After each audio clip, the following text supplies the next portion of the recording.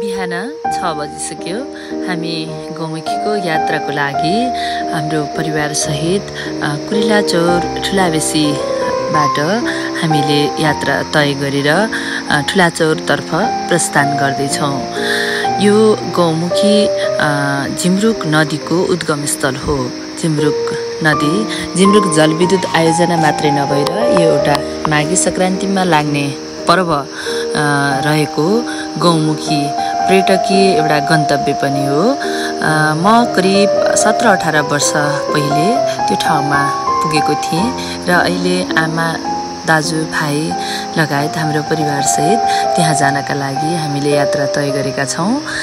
यो यात्राको क्रममा हामी बाटोमा विभिन्न भ्यूजहरू हेर्दै हामी गौमुखी तर्फ उकाली ओह्राली गर्दै अप्ठ्यारो सजिलो बाटोहरू पार गर्दै जाने क्रममा छौँ।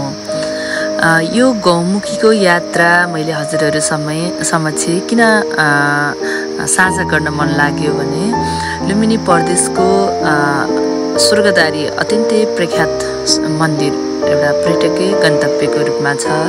स्वर्गद्वारी जान भिङ्डीबाट करिब 1 घन्टामा हामी पुग्छौँ भने भिङ्डीबाट बागदुला बिजुवार बागदुला ढाँडा मच्छी हुँदै हामी ठुलाबेसी आउनका लागि करिब 1.5 घन्टाको समय लाग्छ।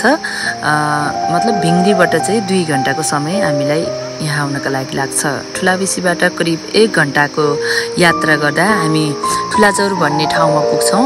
ठुलाचौरमा खाना बस्नको लागि व्यवस्था पनि छ र ठुलाचौरबाट हामी चाहिँ गौमुखीका लागि हिँड्न सक्नेहरूका लागि चाहिँ 1.5 घन्टाको बाटो र हामी चाहिँ बच्चाहरू सहित हिँडेको भएको कारणले गर्दा बच्चाहरूलाई बोक्नु पनि पर्ने भएको हुँदा हामीलाई चाहिँ करिब 2 घन्टाभन्दा धेरै लागेको थियो। बाटो हिँड्नका लागि गोरेटो बाटो रहेको छ। हामी चाहिँ हिमालयन यात्रामा पनि धेरै साथीहरू पुगिरहनु भएको हुन्छ। म पनि स्वयं थुप्रै हिमालयन यात्राहरूमा गएको छु। यदि लुम्बिनी प्रदेशभित्र अथवा बाहिरबाट साथीहरू झिमरुक नदीको उद्गम स्थल जहाँ चाहिँ एउटा ठुलो गुफा जस्तो छ त्यहाँ चाहिँ गाईको दुधहरू जस्तै थनबाट दुधहरू आए जस्तो त्यहाँ चाहिँ सिर्का जस्तै गरेर सेतो पानी पनि सेतो दुधको जस्तै सेतो पानीहरू आउने पनि त्यहाँ मान्यता रहेको छ। त्यो चाहिँ माघीको समयमा माघे सङ्क्रान्तिको समयमा चाहिँ धेरै अग्रजहरूले भन्ने गर्नुहुन्छ र त्यहाँ चाहिँ त्यो गुफाभित्रबाट चाहिँ पानी उम्रिएको हामीले पाउँछौँ। पानीको ठुल्ठुला छराहरू पानीका सिर्काहरू हामीले चाहिँ आएको पाउँछौँ र त्यहीबाट चाहिँ हाम्रो झिमरुक नदी चाहिँ बनेर आएको छ र त्यो चाहिँ एउटा धार्मिक हिसाबले पनि अत्यन्तै प्रख्यात एउटा धार्मिक मान्यता रहेको एउटा सांस्कृतिक परिवेशले हेर्ने हो भने अर्खा रजबारा अर्तुबाङ फेदी हुँदै हामी जाँदाखेरि त्यहाँ विभिन्न सांस्कृतिक हामीले कुराहरू देख्न पाउँछौँ। जस्तै हाम्रो संस्कृतिलाई जगेर्ना गर्ने खालको बच्चा होस् या वृद्ध त्यहाँ चाहिँ धागोबाट बुनिएका भाङ्राहरू लगाउने हातले बुनिएका झोलाहरू टोपीहरू स्वेटरहरू लगाएको हामीले भेट्छौँ। हामीले एक क्रममा जाने क्रममा बाटोमा भेट्ने आमा बुवा बच्चाहरूसँग पनि गफ गर्दै गयौँ। त्यहाँको विषयमा सोध्दै गयौँ बुझ्दै गयौँ। विशेष त म यही गौमुखी गाउँपालिका पूजामा जन्मेको मेरो बाल्यकाल यहीँ बितेको र मैले यहीँका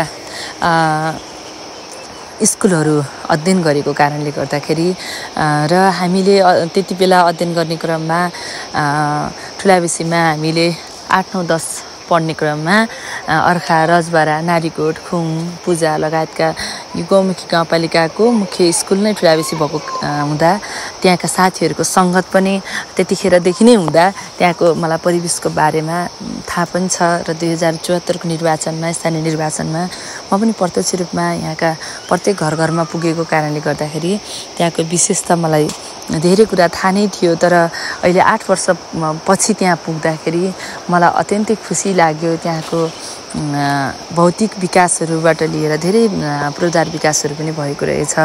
बाटोमा जाँदा अर्खा र रजबारालाई जोड्ने करिब 400 मिटर लम्बाइ रहेको र अत्यन्तै उचाइ पनि उत्तिकै रहेको झोलुङ्गे पुल रहेछ। त्यो झोलुङ्गे पुल हेर्नका लागि होस् या वारिपारी गर्नका लागि स्थानीयहरूको पनि उत्तिकै घुइँचो थियो। र बाटोमा जाँदा अर्तुबाङमा अवस्थित शिवजीको ठुलो मूर्ति पनि स्थापना गरिएको रहेछ। शिवजीको दर्शन गर्नका लागि पनि अत्यन्त भक्तजनहरूको घुइँचो थियो। हामी फर्किँदा पसेका थियौँ र यहाँको विकास सँगसँगै ती स्थानहरूमा पानीपुरी चटपटीहरू बेच्न पनि राख्नु भएको थियो। केही स्थानीयहरूले त्योबाट लाभ पनि लिनुभएको छ। एकचोटि हजुरहरूलाई घुम्नका लागि इच्छा जगाउनका लागि मैले चाहिँ यो भिडियो पोस्ट गर्दैछु। हजुरहरू पनि गौमुखी यात्रा गर्न चाहनुहुन्छ भने एकदमै नजिक छ। हामी बुटोलबाट 8 घण्टादेखि 10 घण्टाभित्रमा हामी गौमुखी पुग्न सक्छौँ।